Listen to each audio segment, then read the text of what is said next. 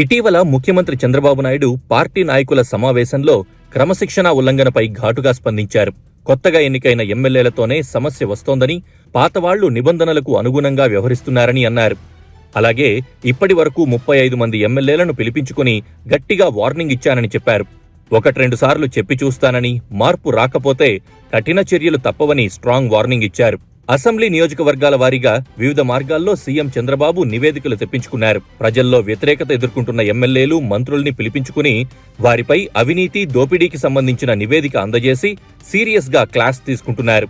ఈ నేపథ్యంలో ఇంతవరకు చంద్రబాబు ఎంతమందిని పిలిపించి మాట్లాడారనే విషయంపై విశ్వసనీయ వర్గాలు ఆసక్తికర సమాచారాన్ని అందజేశాయి. బహిరంగంగా చంద్రబాబు చెప్పింది 35 మంది ప్రజాప్రతినిధులే అయినప్పటికీ అనధికారికంగా ఆ సంఖ్య 70 నుంచి 75 ఉందని అత్యంత విశ్వసనీయ వర్గాలు చెబుతున్నాయి.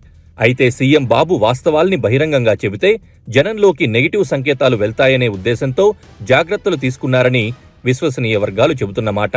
ఏడాది పాలనలోనే ఇంత పెద్ద సంఖ్యలో ఎమ్మెల్యేలు ఆరోపణలు ఎదుర్కొంటున్నారా అని ఆంధ్రప్రదేశ్ ప్రజానీకం విస్తుపోయే ప్రమాదముందని చంద్రబాబు వ్యూహాత్మకంగా మాట్లాడారు.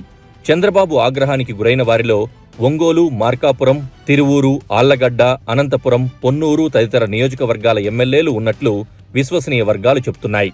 ప్రజలకు ఇచ్చిన హామీల్ని ప్రభుత్వం ఒక్కొక్కటిగా నెరవేరుస్తున్నప్పటికీ ఎమ్మెల్యేల తీరుతో వ్యతిరేకత వస్తోందనే ప్రమాదాన్ని చంద్రబాబు పసిగట్టారు.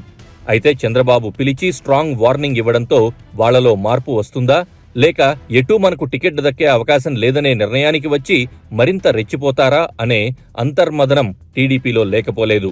చంద్రబాబు పిలిపించుకుని చిట్టా తెరవడంతో ప్రజాప్రతినిధులు అవాక్కవుతున్నారు.